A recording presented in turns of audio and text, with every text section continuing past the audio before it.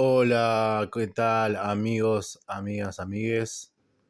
Bienvenidos a la segunda temporada de nuestro radio podcast Cimarrón. Mi nombre es Nahuel Peña Ayala, fundador y coordinador del CEA, del Círculo de Estudios Antiespecistas. En esta segunda temporada vamos a seguir leyendo, pensando, trabajando en lo colectivo sobre materiales, tesis, papers que venimos leyendo en nuestro espacio, pero también con otros materiales que nos parecen interesantes de leer para poder debatir y poner en nuestra agenda. Les invitamos a que se suscriban a nuestro canal de YouTube, porque ahí también subimos nuestras actividades, nosotros ciclos, talleres, en fin.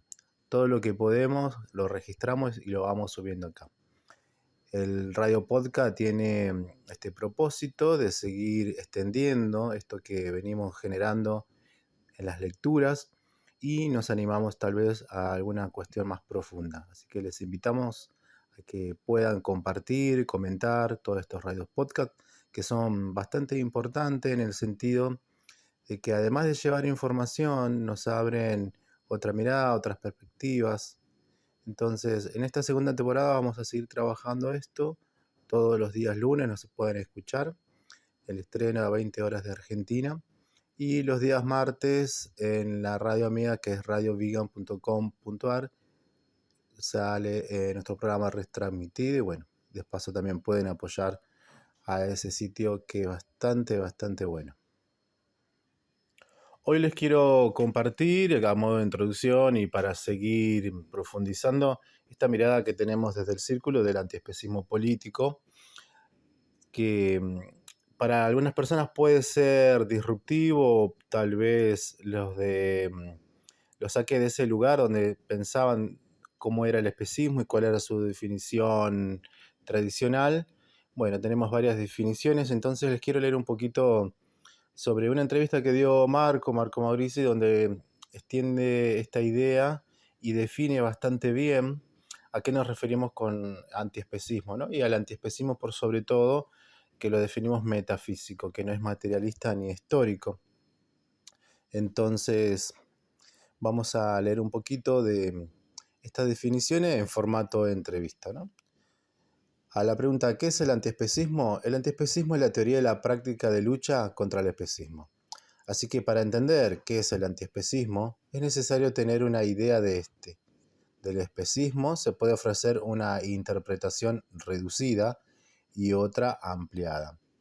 La primera viene directamente de la obra de Singer y puede resumirse en la expresión prejuicio moral basado en la pertenencia a una especie. El especismo, en esta primera acepción, se manifiesta como atributo de proposiciones morales y como consecuencias de las acciones que a ésta se inspiran o que por ellas están justificadas.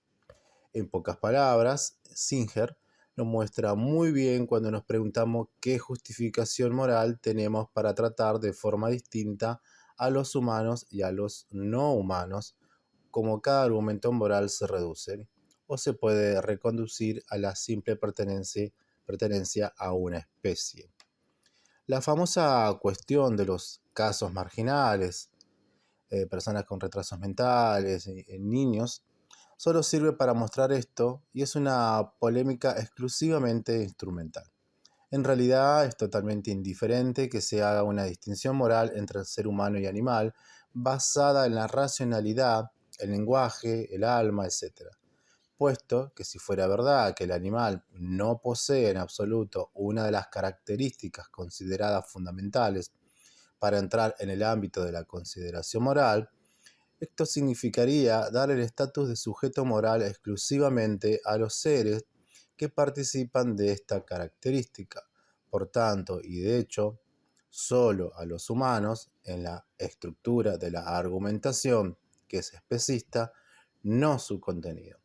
De hecho, hablar en abstracto de seres racionales o de seres dotados de lenguaje o de alma como los únicos sujetos morales posibles es una operación de extensión indebida de las cualidades que se reconocen exclusivamente al ser humano. La teoría reducida del antiespecismo muestra de forma inequívoca que existen argumentos morales especistas, pero no muestra en absoluto que exista una entidad como el especismo. Esto pertenece a la teoría ampliada del antiespecismo que, a partir de la naturaleza especista de determinados argumentos morales, defiende la existencia de una actitud mental o de un hábitus que se puede identificar con el especismo. Se trata de una esencialización que no funciona por sí sola, de la existencia de argumentos especistas a la existencia del especismo, y que presenta dificultades incluso en un plano lógico, sobre todo cuando del especismo, es decir, del resultado de un procedimiento de abstracción de los casos particulares, se hace la causa de estos mismos casos particulares, o lo que es lo mismo, los argumentos especistas existen porque existe el especismo. El especismo, en este sentido ampliado, se puede definir de varias formas. La reducción de los animales a cosas, la idea de que el hombre es el centro del universo o que tiene la primacía sobre cualquier otro ser vivo. En general, el especismo se transforma, en este sentido, en un sinónimo de antropocentrismo. Por último, existe una versión aún más brutal del antiespecismo que considera al especismo, entendido como hábitus moral, la causa de la explotación y de la violencia sobre los animales y que por tanto cumple un pasaje ulterior, puesto que no derivan los argumentos morales especistas simplemente de una cualidad que a su vez se deriva de ellos, sino que esta cualidad esencializada y convertida en una entidad autónoma es también la causa de las prácticas reales de prevaricación contra el animal, con el resultado de que toda la historia de la civilización, testigo de esta constante prevaricación, se convierte en manifestación del especismo. Lo que no es escandaloso de por sí, si no fuera porque este criterio de interpretación se muestra totalmente incapaz de explicar la complejidad de la historia real, defino estas derivas del antiespecismo como formas de antiespecismo metafísico. Entonces, ¿cuál es el origen del especismo? Sin duda, existe una actitud mental o un hábito moral que sitúa al interés humano por encima del de cualquier otro ser vivo, pero existe socialmente y no individualmente. Es decir, es el producto de la interacción entre los seres humanos y una determinada organización de la sociedad. No se puede explicar en términos biológicos o psicológicos, como un deseo de prevaricación innato en la naturaleza humana o la expresión de una violencia innata. La explotación animal, que está en la base de la supervivencia económica de la sociedad actual, de hecho, se justifica y se presenta como natural de la cuna a la tumba y por ello determina el horizonte cultural en el que cada conciencia moral se constituye. Se puede incluso afirmar que los argumentos especistas han sido causados por el especismo, entendido en el sentido ampliado como hábitos mental, pero a condición de que se reconozca, como acabamos de decir, que este último es a su vez algo derivado y no algo primario originario, a menos que no se quiera decir que el especismo es la causa de la explotación animal y que la cultura especista es también una creación del especismo. Pero con ello no se encontraríamos en el más absoluto idealismo. Es una equivocación absoluta poner el especismo en la base de la explotación animal, ya que en la medida en la que se puede hablar de especismo, es una consecuencia más que una causa de este. Dicho de otra forma, no es verdad que explotamos a los animales porque los creemos inferiores, más bien los creemos inferiores porque los explotamos. La cuestión del origen del especismo hay que ponerla de forma histórica y poniendo atención a las relaciones reales entre humanos y no humanos. Así que hay que plantearlo de la siguiente forma. ¿Cuándo comienza la explotación animal? A esta pregunta se puede contestar de una manera de algo general pero correcta, remontando al pasaje del nomadismo, es decir, de la forma esencial que los antropólogos definen como sociedad recolectora y cazadora, a las sociedades sedentarias fundadas en la agricultura y en la ganadería. De hecho, desde el punto de vista del intercambio entre sociedad y naturaleza, La fase nómada está caracterizada por una relación de casi total integración entre seres humanos y medio ambiente, mientras que las sociedades sedentarias obran por medio de los procedimientos de domesticación de animales y plantas, un control sobre este último que pierde toda autonomía y se hace recurso a disposición del ser humano. A este fenómeno se acompañan históricamente importantes cambios en el orden social y en el simbólico, que acaban de retroactuar también en la relación entre hombre y naturaleza, entiéndase acá hombre como humanidad, y por proveer las bases materiales e ideales a las que hoy en día definimos como especismo.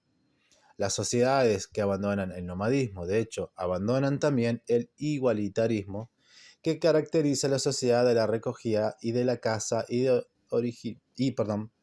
de formas de jerarquía social. La civilización no nace solo gracias a la explotación de la naturaleza, sino también gracias a la explotación humana que la hace posible y que se intensifica de forma exponencial. Esto tiene grandes consecuencias en el plano simbólico. De hecho, allí donde en la cultura mágica, propia de las sociedades nómadas, hay una frontera sutil entre lo humano y lo no humano, en las sociedades patriarcales y muy jerarquizadas, solo pueden hacer el fenómeno de la divinización del ser humano. El abismo entre humanidad y animal tiene aquí su origen, pero es un abismo que no crea al hombre en general hacia los animales, sino que lo crean los que están en la cumbre de la pirámide social y lo dirigen hacia todos los seres que están en su base. Animales y humanidad. Opresión humana y opresión animal. Están fuertemente entrelazadas, tan fuertemente que solo de su unión nace el fenómeno que Singer llama especismo, y que es una realidad derivada y secundaria con respecto a la explotación real. Dicho de otra forma, sin explotación animal no hay sociedad de clases, pero sin sociedad de clases no hay especismo. En cambio, si nos ponemos desde el punto de vista del antiespecismo metafísico y nos preguntamos cuándo empieza no la explotación animal, sino el especismo, nos encontramos en una confusión conceptual que no permite dar una respuesta sensata. Solo desde el punto de vista de la historia y de las relaciones reales, el enigma del especismo se puede resolver y se puede descubrir su origen.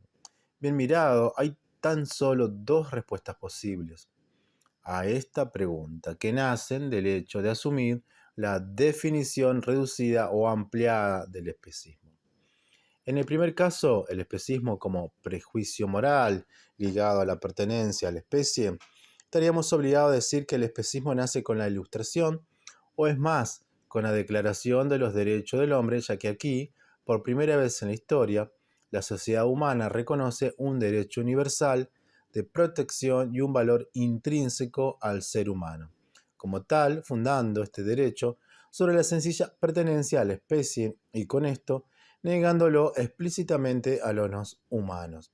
Se podría objetar que en las sociedades anteriores a la Ilustración, sobre todo las cristianas, también regía el prejuicio según el cual únicamente el hombre tenía el privilegio de la dignidad moral.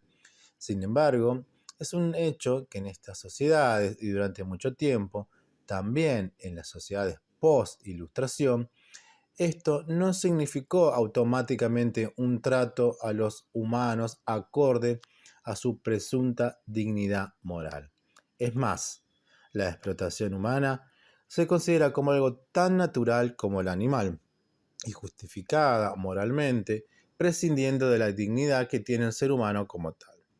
A las sociedades a las que el hombre podía valer cuanto o incluso menos que un animal, no se les podía aplicar la definición reducida de especismo. En cambio, si asumimos la perspectiva del antiespecismo empleado, se puede decir que la asunción por parte del hombre de la dimensión divina y el abismo simbólico creado entre hombre y animal es mucho anterior a la sociedad burguesa, entendido como hábitus mental. Se puede anticipar hasta el fin del nomadismo y los comienzos de la civilización.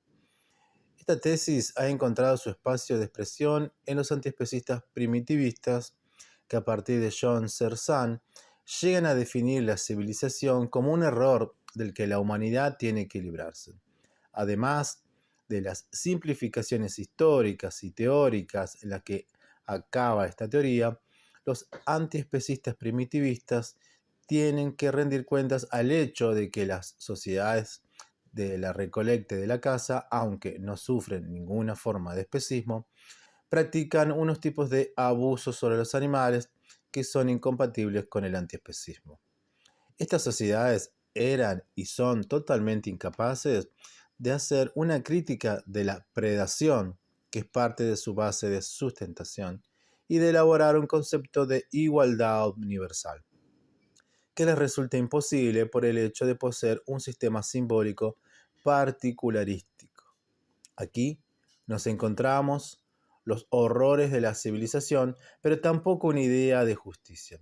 Por supuesto, los primitivistas creen que también la idea de justicia es un error de la civilización, por lo que se sentirán inmunes ante esta crítica.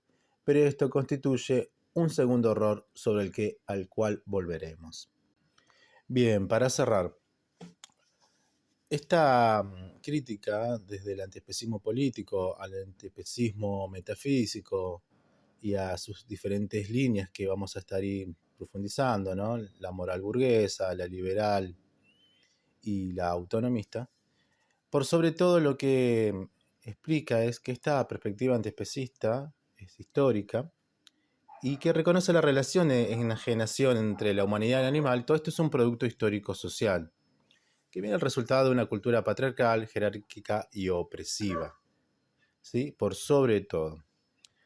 Bueno, vamos a estar conversando y les esperamos en los próximos radio podcast. Les enviamos un abrazo fuerte y nos vemos la semana próxima.